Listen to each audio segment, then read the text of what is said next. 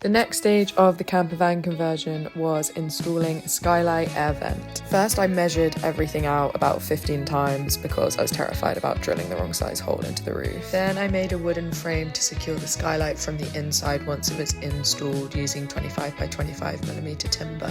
To catch the metal shavings when I was drilling through the roof, I attached the cardboard box that came into the ceiling. Then I drilled 4 pilot holes into the corner of the square I'd marked out earlier and surrounded the edges with masking tape so that I got a clean cut.